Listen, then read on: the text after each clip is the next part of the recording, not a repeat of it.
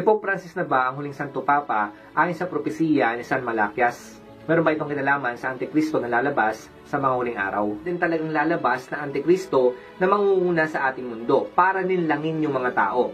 Ngayon, maaaring nakakatakot yung pagdating ng tribulation. May mga gumagamit sa alleged prophecy daw ni Saint Malakay. At yung prophecy na yan kaugnay sa huling Papa na may mga speculation sila na si Pope Francis daw ang huling Papa. Lilitaw ang tinatawag na Antikristo.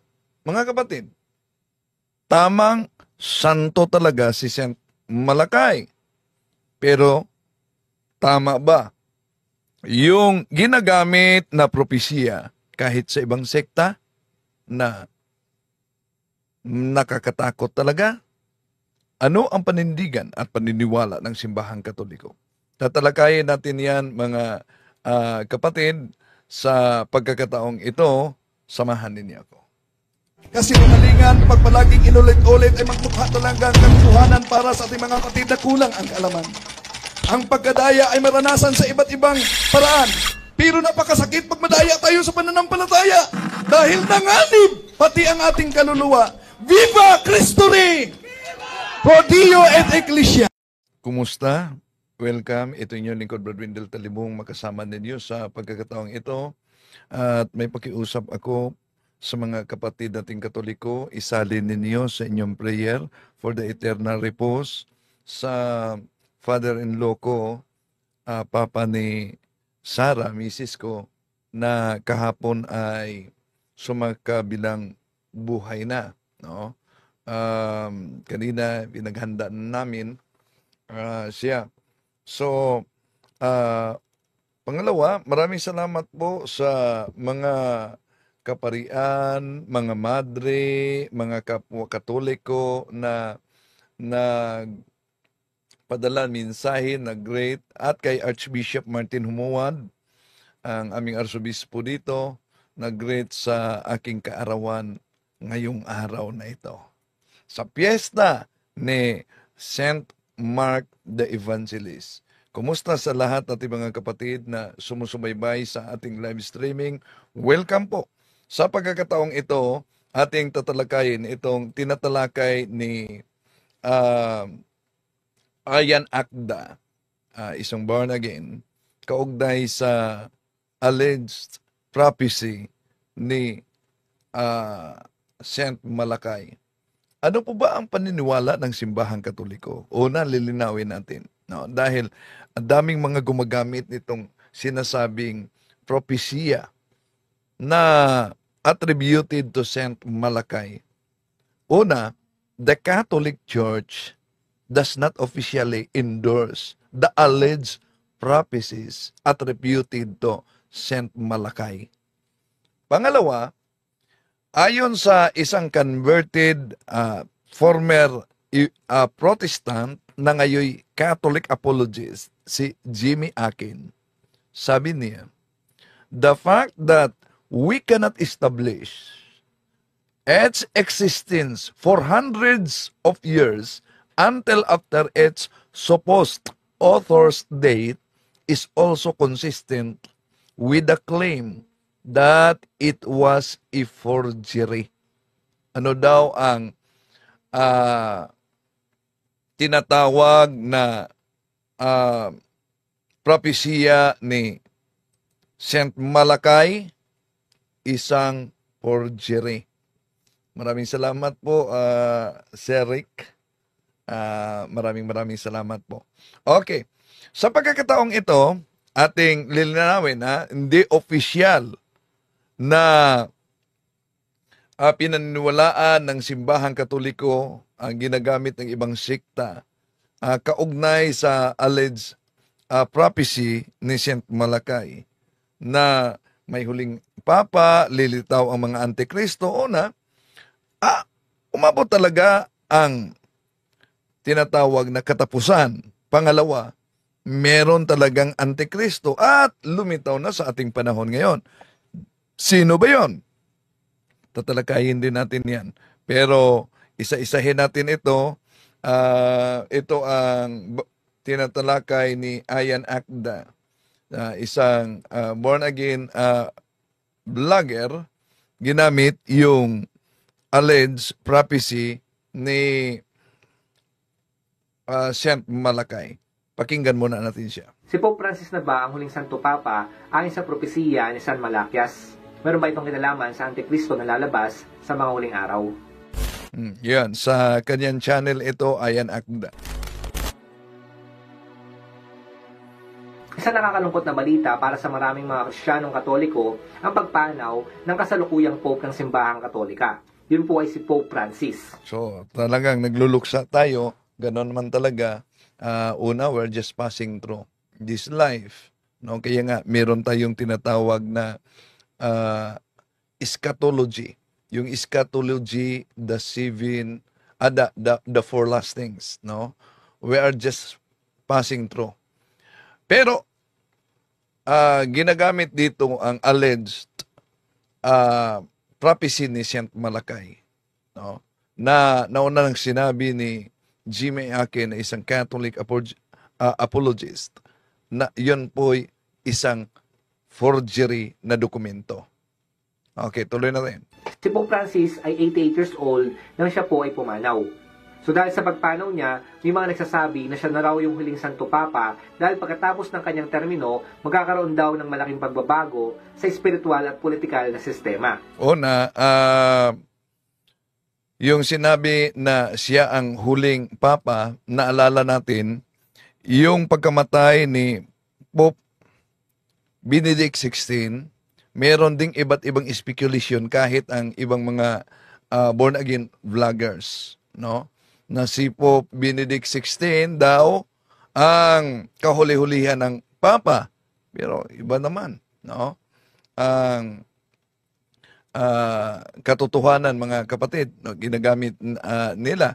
Ngayon, na si Pope Francis na naman namatay, so may speculation na naman na posible na ba na si Pope Francis ang kahuli-hulihang Papa at lilitaw na daw umano ang Antikristo? May mga nagsasabi na sa pagkamatay ni Pope Francis, magsisimula na raw ang pagbagsak ng simbahang Katoliko. Yon ang sinabi nilang babagsak ang simbahang Katoliko. Tingnan natin ang kasaysayan, mga kapatid.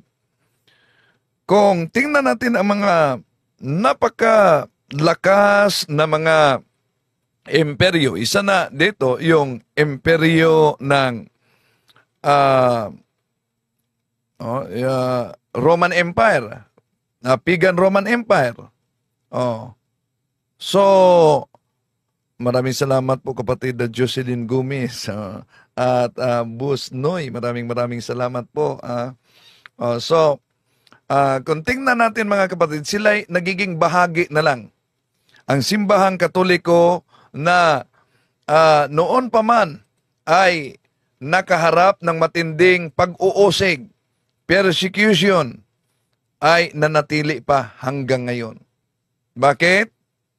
Dahil ito'y naitatag ng ating Panginoon Jesucristo sa ibabaw ng bato. San Mateo Kapitulo 16-18, et igo di kukiato is Petros, et soperham Petram idipicabo iglesiam miam, et portai in pirinon, prae bilabot adversus iam. No? Roland, sabi niya dito, good PM bro, regards sa inyo from the team of exorcism sa Iloilo. Hello, kumusta? Kayo dyan sa Iloilo.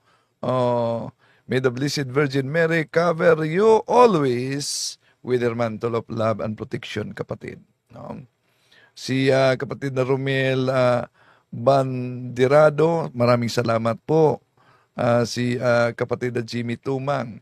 Okay, sa mga, ulitin ko, sa mga nag-greet sa akin ng happy birthday, maraming salamat po ni Archbishop Martin Humuad, Monsignor Ramon, Vicar ng Marawi, at sa lahat nating, at message ni Bishop Edwin de la Piña sa pakikiramay din. Maraming salamat po. At sa mga kaparian, no, na nagmi-message sa akin at mga kaibigang mga exorcist. Maraming salamat at sa lahat ng mga tumatawag. Okay, tuloy natin mga kapatid itong tinatalakay at lilinawin natin itong tinatalakay ni Ayan Akda. Guguho na ba ang simbahang Katoliko?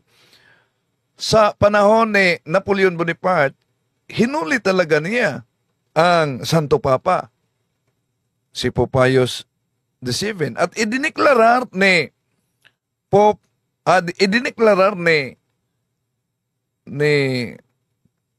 Napoleon Bonaparte na gumuho na, huminto na, at nawala na ang simbahang Katoliko. Pero kahit yun ang kanyang deklarasyon, ang simbahang Katoliko, mga kapatid, ay nagpatuloy. Kahit pinagtutulong-tulungan tayo mula sa grupo ng mga tinatawag na Satanism. Napansin nyo ba? Yung Satanism, kung ano man ang matinding atake sa mga iba't ibang sikta, ganun din ang sa Satanic Church, mga kapatid. Okay? So, tuloy po natin, mga kapatid. Maraming salamat. Ulitin ko sa mga nag-rate.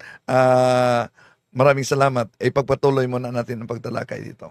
Ngayong April 2025 lang, pumanong po si Pope Francis. Siya ang ika-266 na Santo Papa. Siya yung unang Santo Papa mula sa Latin America. So, kung binanggit ni Ayan Akda na isang born-again vlogger na si Pope Francis ay ika-266, kung ibalik natin sa unang talaan ng Papa, ang napakaunang Papa ay si San Pedro. Kaya kung tingnan natin ang mabasa kahit na sa Webster's Dictionary, page 544, Peter, masculine proper name, Simon Peter, fisherman of Galilee, and one of the and the first Pope of the Roman Catholic Church. Okay, tuloy natin. Siya ay kilala sa kanyang pagiging mapagpakumbaba at progresibong pananaw. Sa kanyang pamumuno, pinagtibay niya ang mga reforma sa simbahan. Tinutukan ang mga isyu ng katarungan, panlipunan, at pinalakas ang ugnayan sa iba't ibang mga relihiyon. Yung ugnayan sa iba't ibang relihiyon, sa ibang reliyon, one of the common dogmas outside the Catholic Church is the dogma of indifferentism. Yung paniniwala na iba't ibang reliyon ay parihora. Hindi po yun totoo, no? Because different religions contradict one another and contradictions can never be equally true. Yung tinatawag na Decree on Ecumenism, number 9, number 11, malinaw yon ang layunin sa patibay sa relasyon ng ating mga kapatid. Although we are equal in terms of human dignity, but we are not equal in terms of religion. Ang ating mga kapatid sa iba yung pananampalataya, although DPD, may mga nagsabi na expired na daw yung sinasabing extra ecclesia nolla salos outside the church, there is no salvation. Nanatili pa yan, pero kailangan na i-explain mabuti. No? Sino ang di maligtas ayon sa dokumento ng Lumen Gentium number? Tayo mga Katoliko, hindi tayo tulad sa ibang sekta na sola scriptura, Bible alone. Bible alone, kahit walang Biblia, namimili lang ng Biblia, nangungopya ng Biblia sa simbahang Katoliko, tulad sa mabasa natin sa aklat na Roman Catholicism by Loren Bittner sa page 102, the Roman Catholic Church produced the Bible and that we receive it from her. So, nangopya ng Biblia sa Katoliko, pagkatapos ang simbahang Katoliko kung saan sila nangungopya ay binanata nila na mali at silang nangungopya ang nagiging tama na. So, tuloy natin ang paliwanag ni Ayan Akda. Ang kanyang kamatayan ay muling nagbukas ng usapin tungkol sa propesiya ni San Malaquias.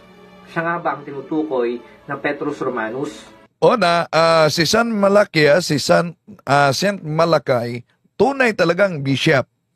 Tunay papa ng tunay na santo ng simbahang Katoliko. Pero ang problema, kahit yung ibang mga sikta, ginagamit nila ang prophecy of Saint Malacay na sa Catholic Church, the Catholic Church does not officially endorse the alleged prophecies attributed to Saint Malachy. Dahil malinaw po, sabi pa ni Jimmy Akin na isang Catholic apologist, na ang naturang dokumento ay isang forgery document. Kaya yon, malinaw mga kapatid. Si Renz TV, pareho tayong birth month, Sir Windel.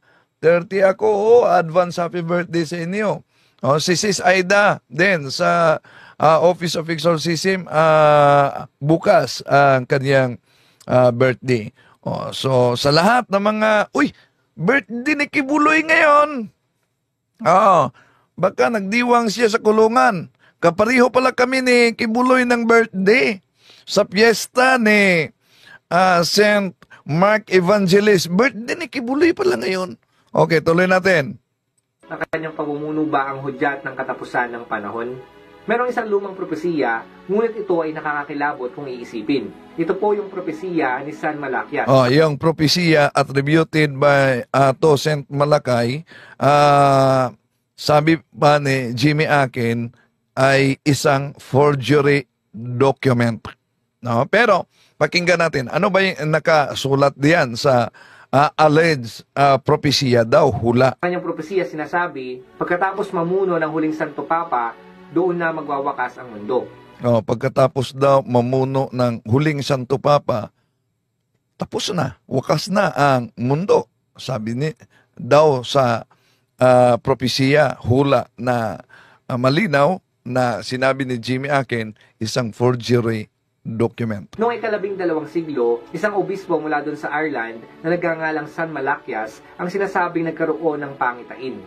Sa pangitain na ito, nakita niya lahat ng mga Santo Papa mula sa kanyang panahon hanggang sa pinakahuli.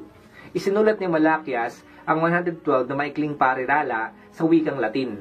Bawat isa ay paglalarawan na magiging susunod na Santo Papa. Ngunit ang pinaka-nakakabahala ay yung huli. Ano nga bang sinasabi sa pinakahuling parte ng kanyang propesiya? Maraming salamat pala ni kapatid na nakita ko dito.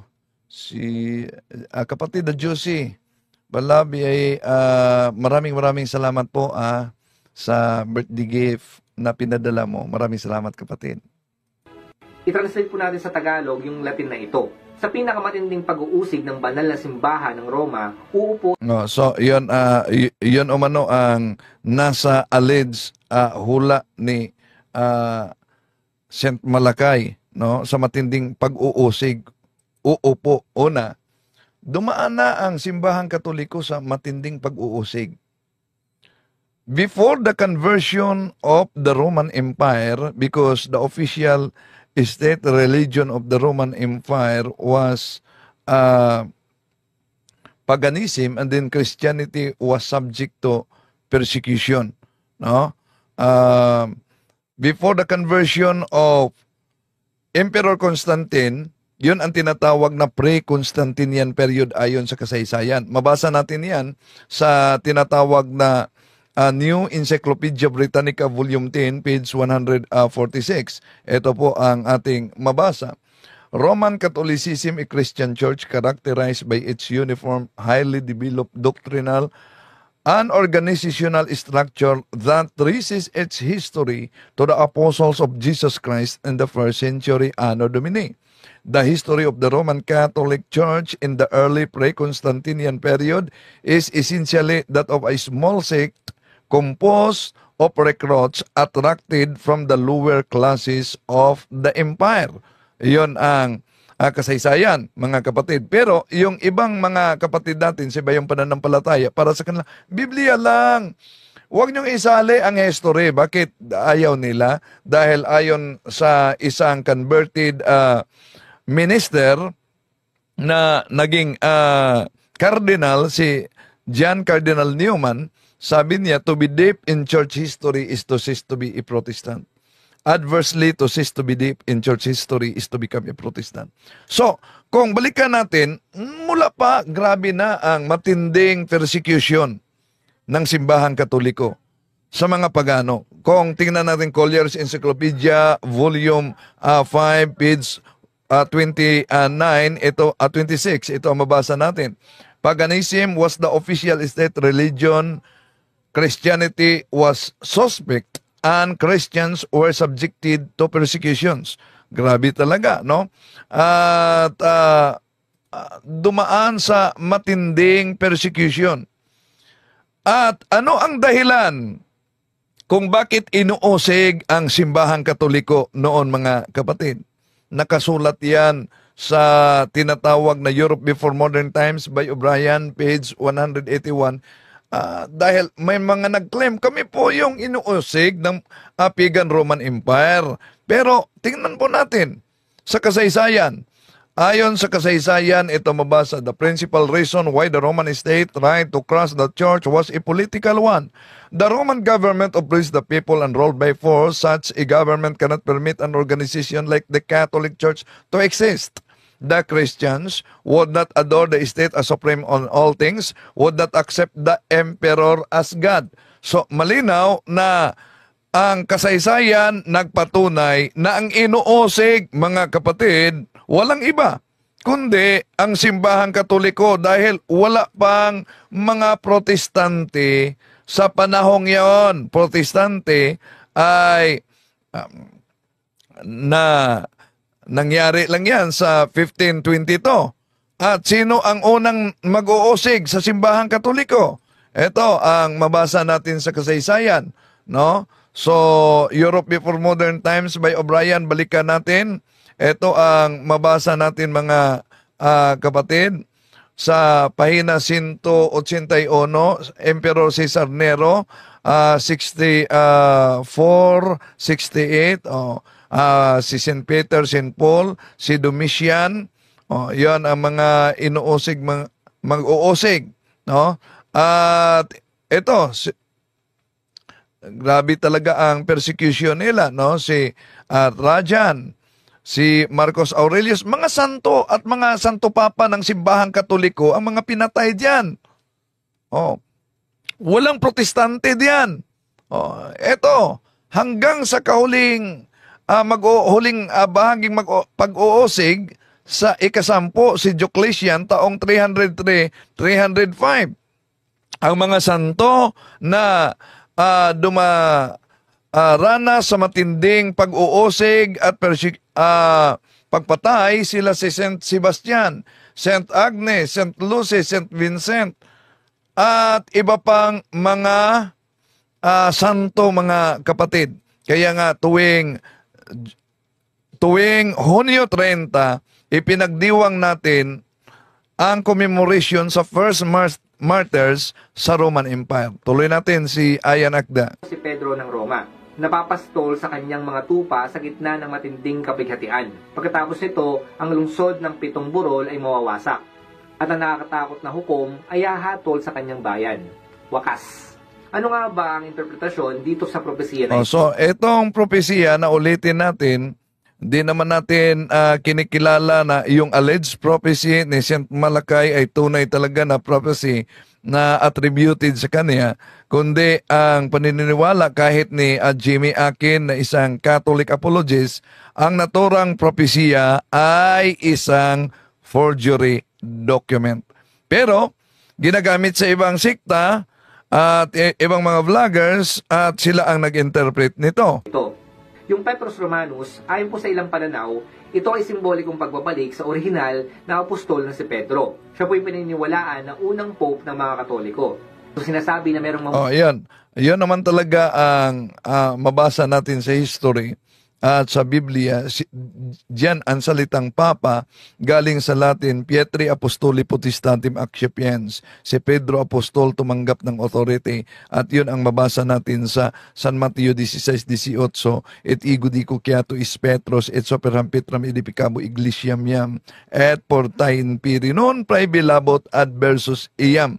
So diyan kinuha yung titulong Pietri Apostoli Potestatem Accipiens. Ngayon, sa mga Katoliko, alam niyo naman, palaging tinutulig sa ang banal nating pananampalataya sa mga kapatid natin sa iba yung pananampalataya na sinabing din naman totoo na si San Pedro ang unang papa. O sige, pagbigyan natin sila. Granting without admitting sa kanilang argument na di totoong si San Pedro ang unang papa. Sige nga, ibigay niyo batay sa history. Kundi si San Pedro ang unang papa, ibig sabihin may unang papa na hindi si San Pedro. Kung hindi si San Pedro ang unang papa, ang tanong, sino ang unang papa kundi si San Pedro? Ayan naman ang malinaw, no?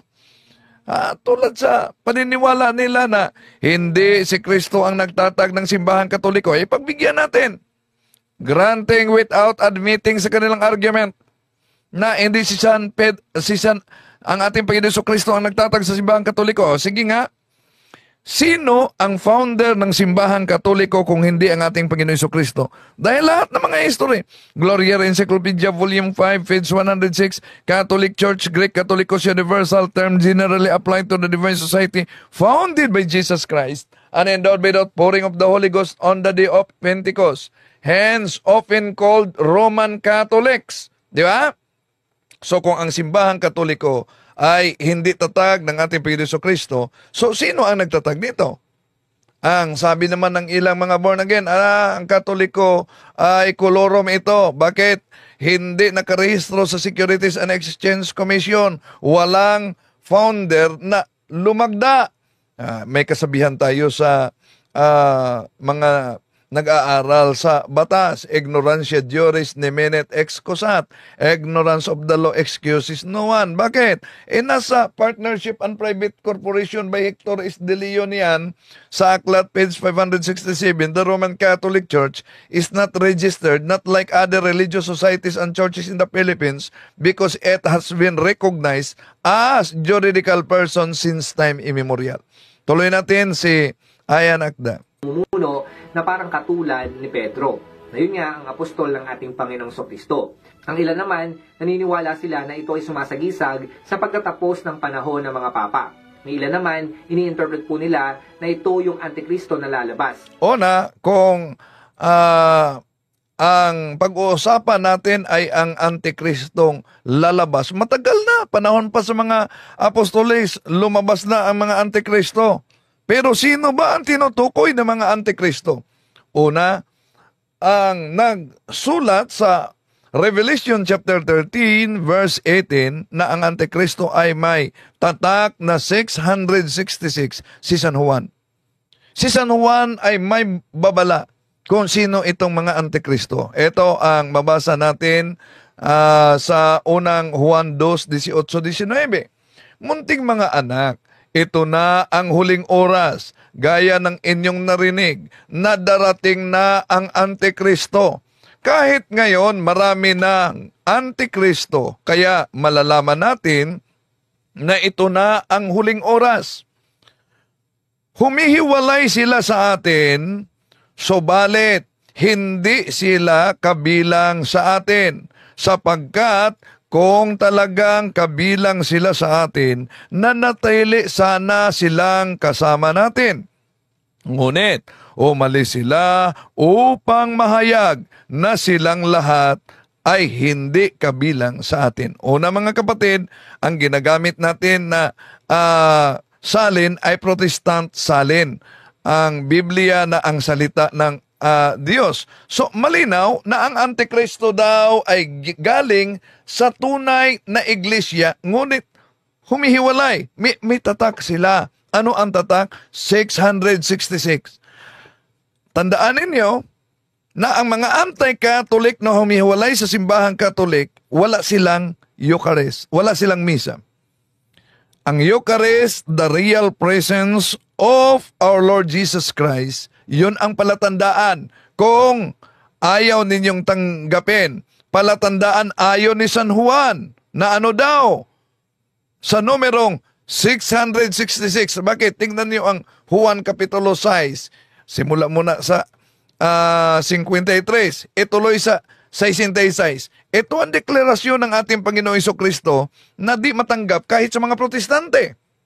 Sinabi ni Jesus, pakatandaan ninyo, malibang kainin ninyo ang laman ng anak ng tao at inumin ang kanyang dugo, hindi kayo magkakaroon ng buhay. O, ayan, sa 66. Mula nooy, marami sa kaniyang mga alagad ang tumalikod at hindi na sumama sa kaniya. Tinanong ni Jesus, ang 12 at kayo, gusto rin ba ninyong umalis? O, so, ang palatandaan sa mga antikristo, mga kapatid, umalis sa pananampalataya. At hindi nila pinaniniwalaan ang real presence of Christ. Ibig sabihin, ito ang katotohanan, mga kapatid. Sa ibang sekta, wala silang tunay na Kristo. Wala silang real presence of Christ. Wala silang ang kanilang pagsisimba, Bible study. Pero sa simbahang Katoliko, kumpleto tayo. Liturgy of the Word, Liturgy of Eucharist. Meron silang Liturgy of the Word, kaya Bible study. Ang pag-aaral sa salita, ang pangangaral sa salita. Pero naalala ko yung sinabi ni dating Pastor Noe Dura, kung palagi lang salita, walang kain, abay, mabaliw ang resulta niyan. Okay, tuloy natin. Siya yung mangunguna para manlinlang ng mga tao. Basahin natin yung Revelation chapter 13 verse 7. Pinahintulutan din siyang digmain at lupigin ang mga hinirang ng Diyos at binigyan siya ng karapatang mamahala sa bawat lahi, lipi, wika at bansa. Ngayon, sa part naman na sinabi niya sa panahon ng matinding kapighatian, may mga paliwanag na ito raw yung tinatawag na Great Tribulation.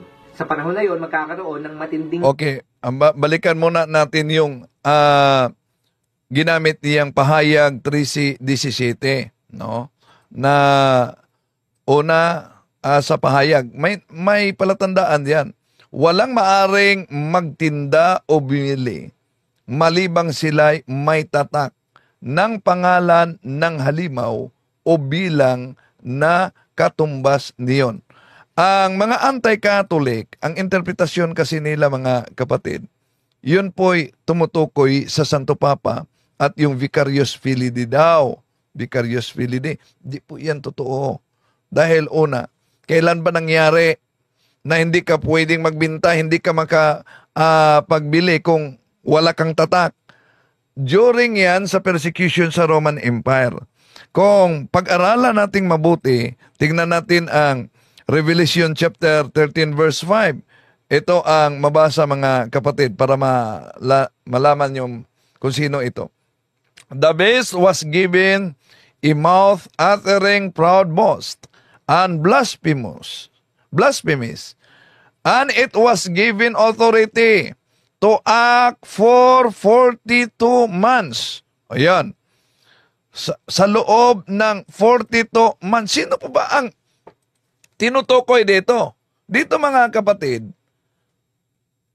makita ninyo na ang mensahe sa talata sa Biblia sa Revelation chapter 13 verse 5 ay maikonekta talaga natin sa grabing pag-uusig noon sa unang mag-uusig na emperador na si Emperador Cesar Nero. Bakit? Siya ang unang mag-uusig sa mga Kristiyano noon. Ipinatay niya si San Pedro at si San Pablo. At nangyari ang unang pag-uusig sa taong 64 Anno Domini at natapos ito hanggang buwan ng Hunyo taong 68 Anno Domini.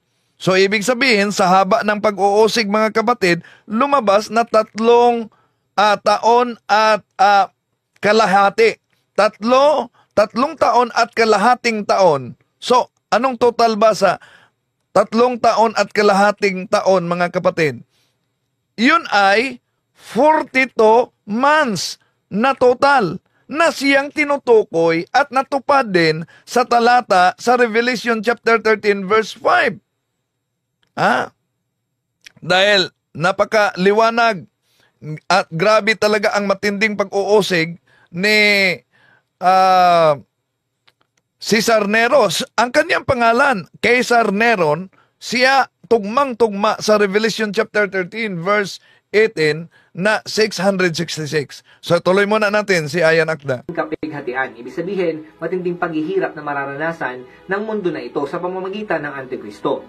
May ilan naman nagpapahiwatig na ang ibig sabihin nito, magkakaroon ng mga pag-uusig, kaguluhan, at krisis doon sa simbahan.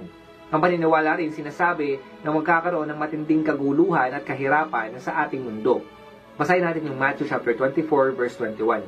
Sapagkat sa mga araw na iyon, ang mga tao ay magdaranas ng matinding kapighatiang hindi pa nararanasan mula ng likhain ng sanlibutan hanggang sa ngayon, at hindi na mararanasan pa kahit kailan. Yung patungkol naman sa lungsod ng Pitong Burol, sinasabi po na yung lugar na ito ay tumutukoy doon sa Roma, na doon po matatagpuan yung Pitong Burol. Yes, totoo talaga na ang Roma, diyan matatagpuan ang Pitong Burol, mga kapatid. Totoo yan. Nasa Roma. But Roman Empire, sa Pagan Roman Empire, totoong yun. Na nawala talaga ang Roman Empire.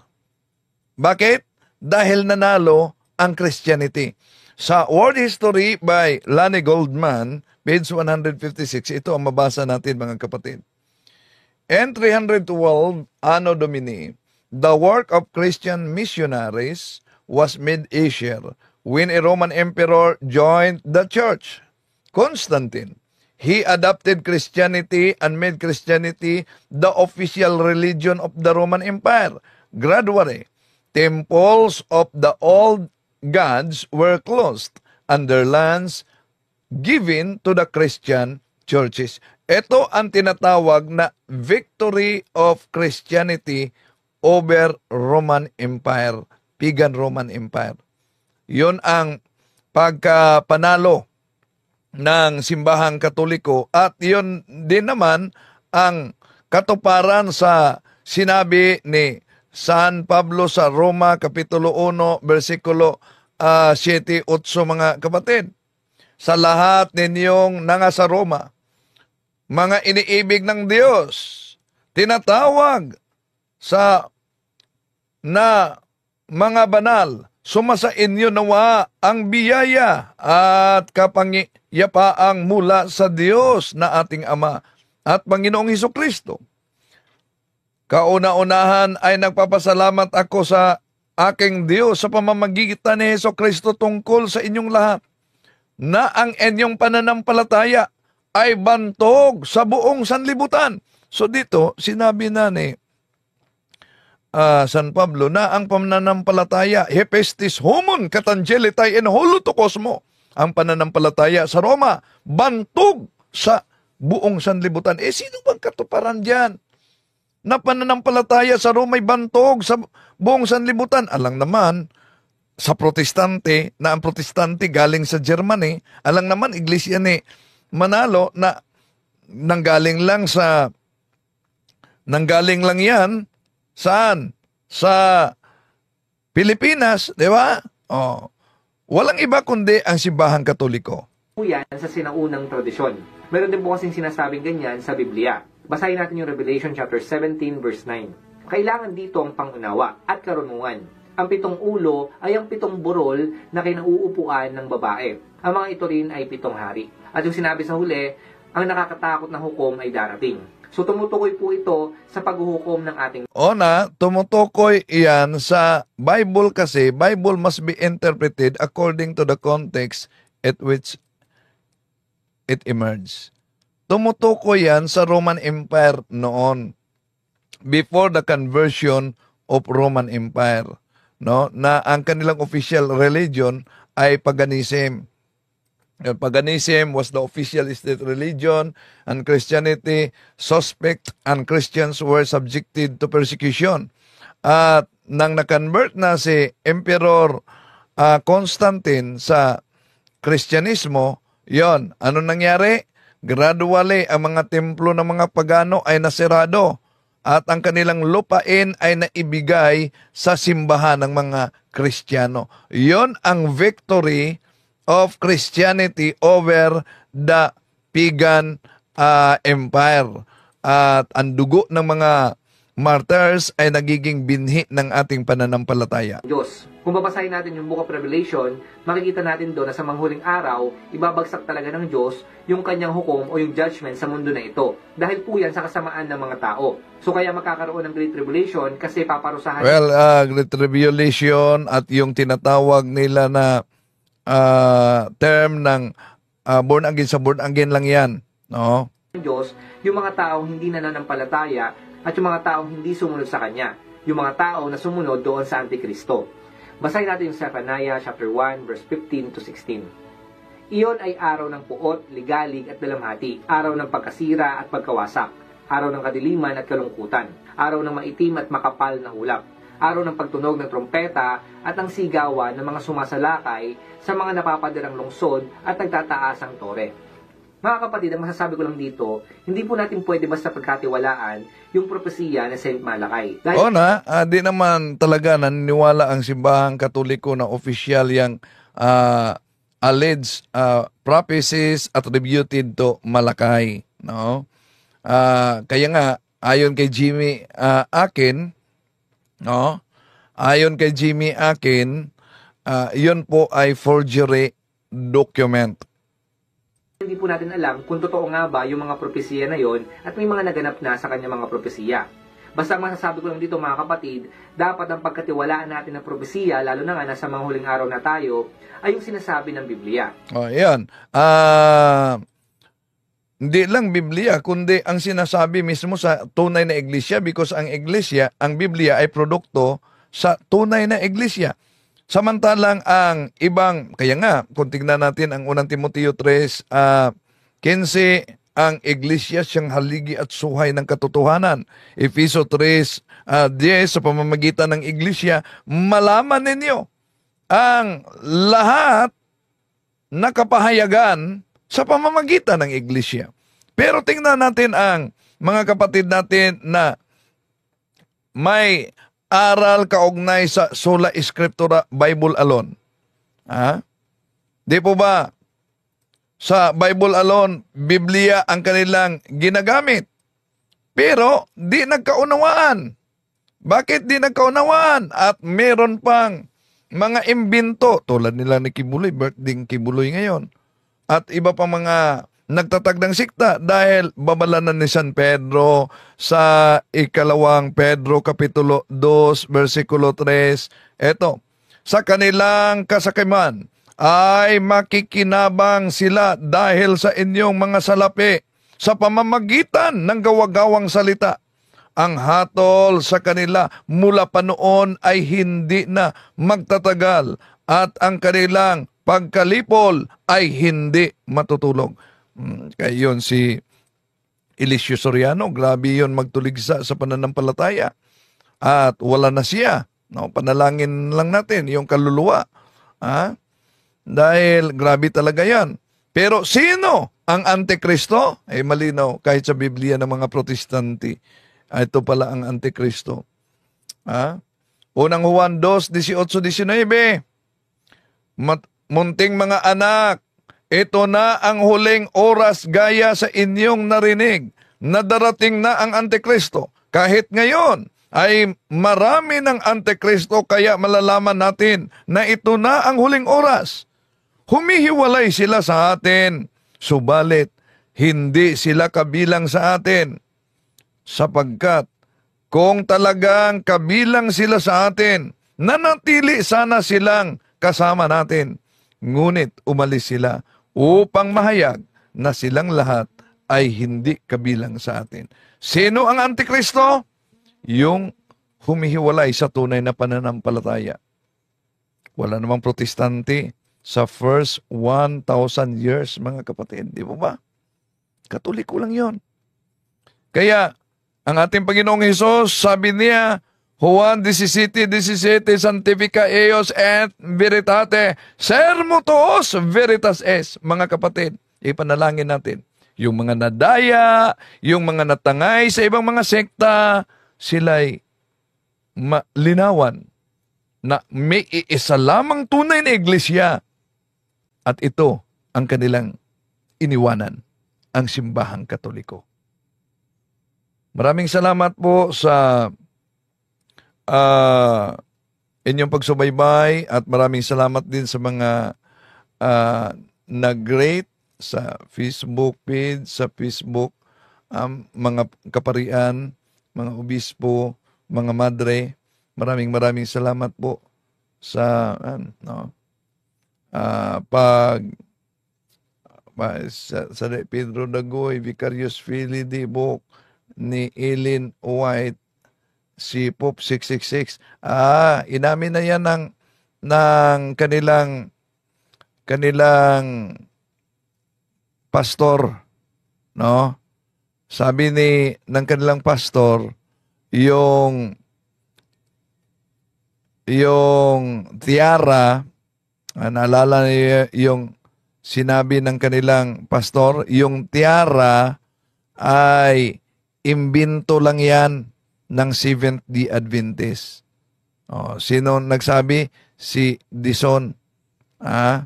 Cesar Dison. Asan ba yon? So, sandali kaya wag agad-agad maniwala sa Seventh-day Adventist dahil kahit si Cesar Dison, binasa nila yung aklat SDE, itatapon sa impyerno. Ito, common sense number 3, Mr. Talibong. Sandali, yan, sandali muna. Si Cesar Dison yon. Hanapin natin yung pahayag ni Cesar Dison na ang Santo Papa, tiara ng Santo Papa. Saan ba yun? Hinanap ko pa. Yung tiara ng Santo Papa. Imbento lang ng Seventh-day Adventist. Sandali. Na-delete ko pala dito. Okay? So, maraming salamat mga kapatid sa inyong pagsubaybay. Ito yung lingkod, Brad Wendell Talibong. Hanggang sa muli. Bye-bye po. To make His message known is our responsibility. So here we are to pledge our lives to the Lord of eternity.